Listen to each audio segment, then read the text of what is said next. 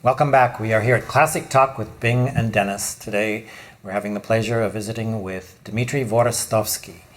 Dmitri, you've sung now a lot of Verdi roles. Which ones haven't you sung that you want to sing in the future? Iago. Iago. Iago in Otello, yes. Iago in Otello. Not And I will Iago in sing. Hernani. Not Iago, no. Iago in Otello I'll be singing in 2013 Where? season. I think first in Vienna, if nothing else happened sooner.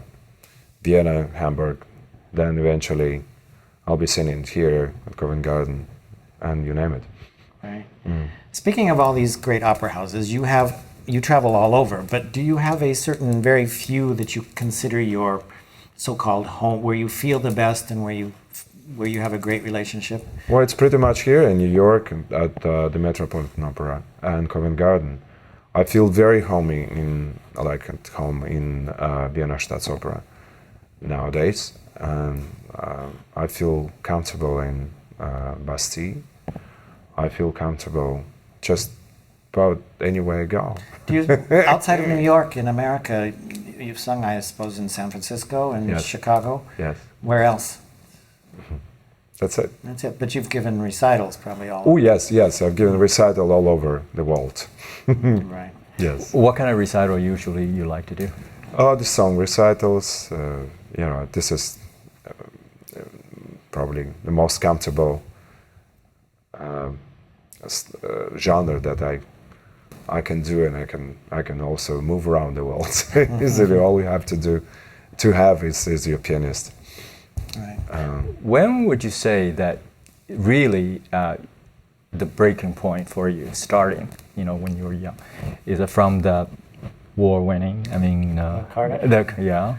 Do you think that is the time? What was a breakthrough for you? Absolutely, the Cardiff was the one, because it was also televised and so in live, and in the very same evening, millions and millions of people could see you winning. So it's interesting. Next day, after receiving this prize in Cardiff, we had to travel to London, and I went to see Il Trovatore at Covent Garden with Placido Domingo and Fiorenzo Cosotto, and I think Eva Marton singing the cast, and I went to a piazza in Covent Garden, and dozens of people had recognized me, and I went to shake my hand and congratulate me right outside in the piazza. So that's how it worked. Mm-hmm. Then the offers started rolling in. And the offers started to started to rushing into to me next day, and then I signed the contracts, and it was the career in my pocket. But all this time you've kept up your contact with your native country, and you have something called Vorostovsky and Friends. Tell us about that. What are you still doing that? Oh yes. I What just is recently did the concerts with Marcello Giordani in Moscow and St. Petersburg. But the first one was Renee Fleming. It was 6 years ago. So you organize this and bring the singers? Well, yeah, not just me, Not thank just God. Yes, you shouldn't really trust someone like me. But what I can do is just use my colleagues and trying to invite them and show it to audience in Russia. So many singers such as Jonas Kaplan and Sondra Radvanovsky have sang with me. Mm-hmm. Of course, the first one was Renee Fleming. These are held always in Moscow or all? Moscow, St. Petersburg. Usually it's two cities. But with Katya Surina and Charlie Kostronovo, her husband and good American tenor, we went to Katya's native town, Yekaterinburg. So we have done 3 concerts, Moscow, St. Pete, and Yekaterinburg as well. And many more coming up. I mean, it has to be planned in advance, of course. Mostly in probably the most severe season, December through December, November, December, which is not very comfortable to sing in Russia, but it just happens that most of the time I work in Russia in these months. And most of those concerts, actually all those concerts are televised in RTR, Russian TV. So, you know, there's people, my guests and my great colleagues have an opportunity to be known and Right. It's great for all them. across the Russia.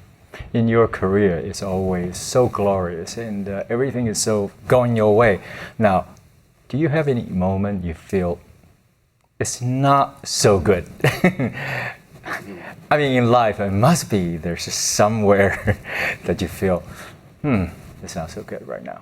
It's not so good. Well, what isn't so good? Of course, I'm not a clerk or engineer, and I can't stay at home and be at home often with my family and my children. So what we have to do, and what I'm doing, particularly lately, is to plan around the school breaks, so we can be more often together. Because I think the time you spend with children is priceless. What age are the children now? My children, Maxim's age is 8, and Nina, my daughter, is 4. Also, I have 2 children from my first marriage. They're twins, boy and a girl, Daniel and Alexandra. They're 15, they're turning 16 this year. And they all live in London. So London is a city where I have to be more often, and unfortunately I don't get it lately. Is there any one of them you think might be in here some singing? They're all musicians. They're all musically gifted. My son Daniel, who is 15 now, he's absolutely following my steps. I mean, really? he studied music, studied piano since he was very little, as well as Alexandra, Sasha, my other daughter. But now he shows a great interest to not just classic music, but to pop music. So he plays in solo guitar, and he plays in a rock band, and he composed, and he writes the music. He performs already in the age of 15. Can you tell the voice? The voice, I told him to shut up for a while at least, because Just like your father, you have criticism. absolutely, yes, yeah. You have to, in order to survive and maybe become something more than just a pop singer. You have to take care of your voice, and you really have to be careful while the season of puberty. You've taken some trips into, let's say, what we call the cross towards pop, right? Tell us about that. I know nothing about that from you. Well. You really, all you have to do is just to browse the internet. Go and see that. A lot of videos, and particularly the music video I made on YouTube. You can Google Toi et moi. I mean, Toi et moi. It's one of the songs that I made a video. It's a very interesting, provocative. Do you do it like a hobby, just for fun, or what? Well, I did this project 2-3 years ago when I met with a Russian composer, Igor Krutoy, who's a very well-known composer, pop composer in Russia. And we decided that he would write a new album for me, entirely new music. So he'd written 24 songs that we used for a lyrics that also was written by a Russian person who lives in Italy. Her name is Lila Vinogradova. And she's written text in Italian, French, Russian. So most of the songs are sung in Italian, some in French, a lot of in Russian. And I first time performed it live in Moscow, Kremlin Palace. I think it was 2 years ago. And ever since it became a hit. So we went in many cities in Russia.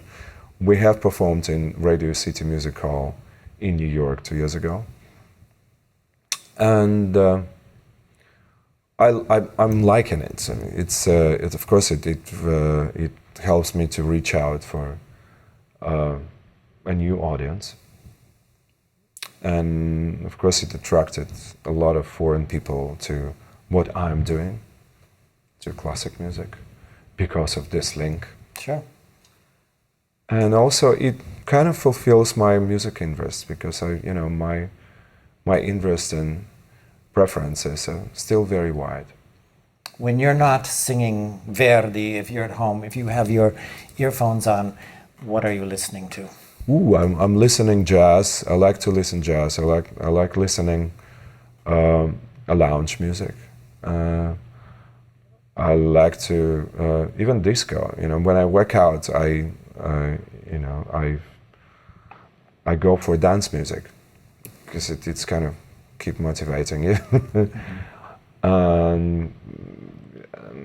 Symphony music, because I love piano music, because I kind of studied as a pianist. You also did one album, it's on World War II.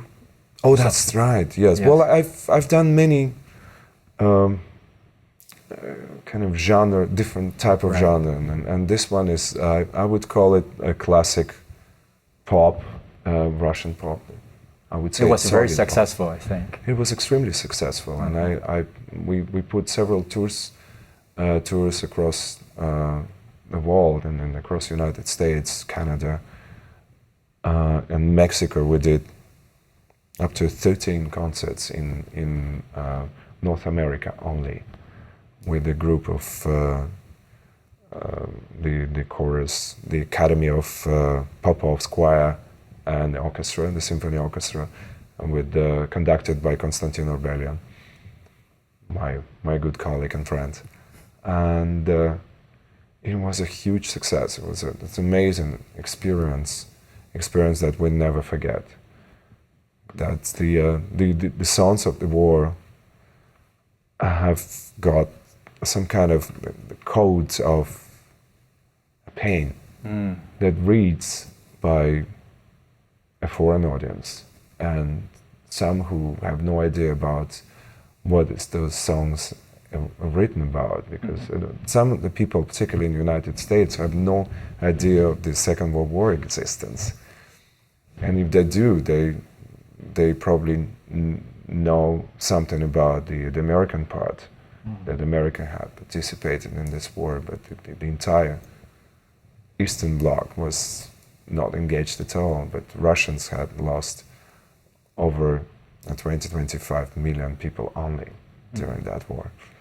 Speaking of this a pop, figure is great.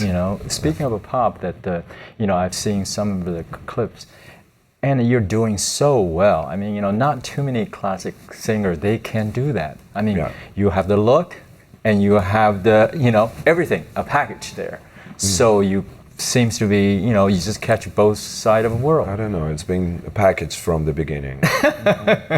You have to deal with this package. Speaking of that package, when you're singing Verdi, one of the things that I'm always returning to Verdi here. One of the things about Verdi is he requires a very long line, and Yeah. you seem to have breath control, and you can sing a line for I don't know how many seconds it is, but very, very long time without breathing. Yes. Now, did you work out? I know you work out at the gym.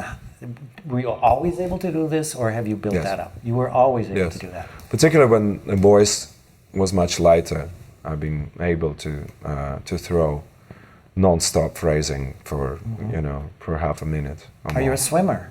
Yes, I'm a swimmer too, but it's something to do with the singing, with the work of your vocal cords.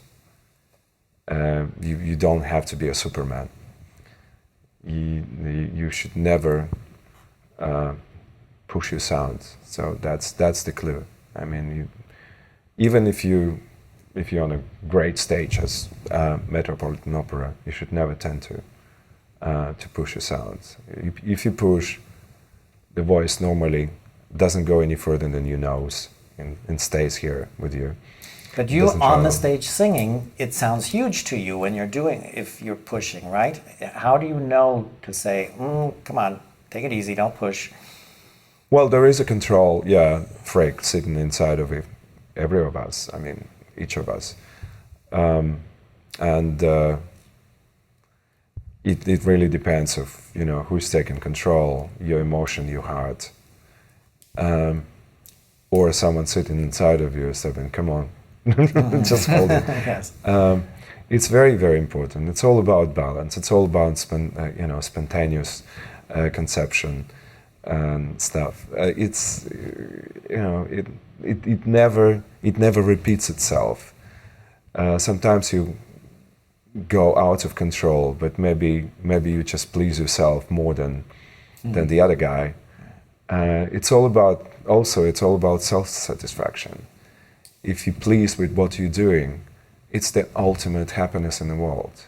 It really can replace your time not being at home, being unhappy in your private life, or being happy in whatever. But this is an ultimate gift that anyone can get. This is our life and love.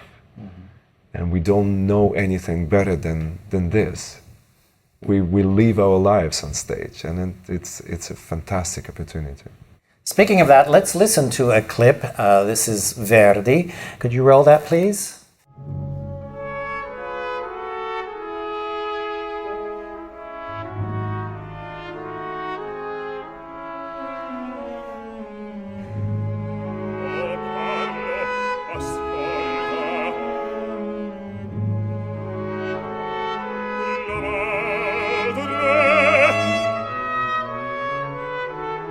Aspetta, a San Giusto, domani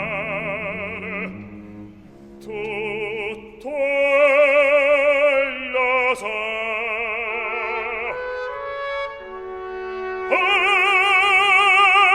La terra mi manca, Carlo mio, a me porgi la mano.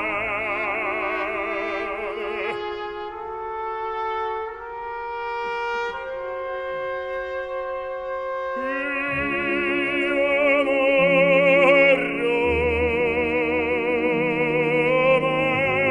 mariato in cuore,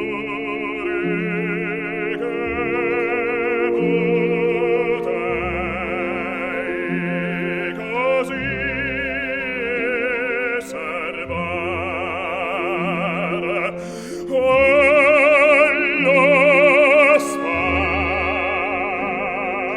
Spagna una salvatore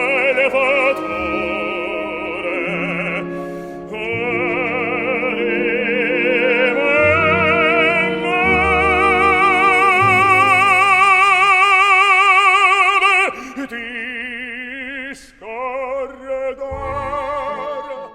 Do people ever say, Dimitri, what about some Wolfram, some from Tannhäuser or something? Do they ever try to get you to go in that direction? Yes, they do. I do sing Abendstern aria in a concert because it's so probably the most Italian sounding music in the whole entire Wagnerian repertoire.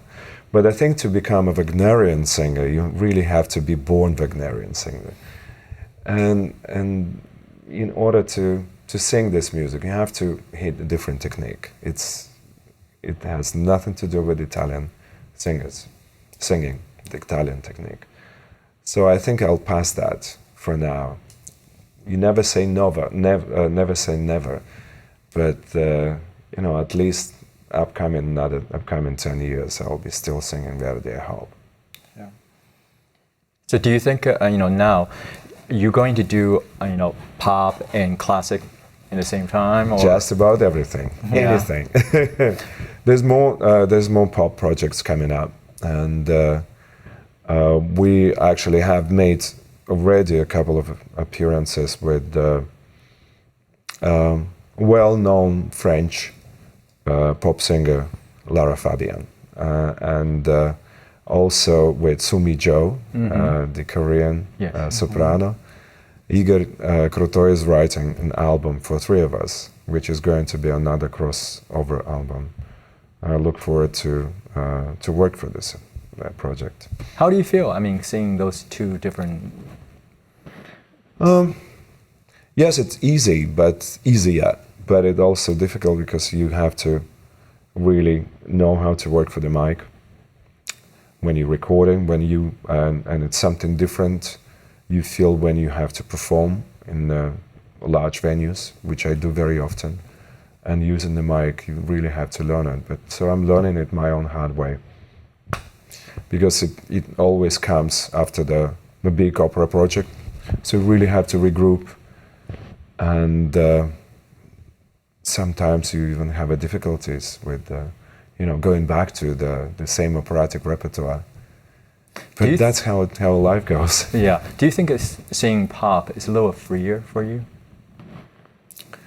It's well, first of all, it engage your lower register, because you really, as a singer, as a baritone, and also you have to know how to sing soft, and you have to sing how to sing with the unsupported voice. You're doing very well on that.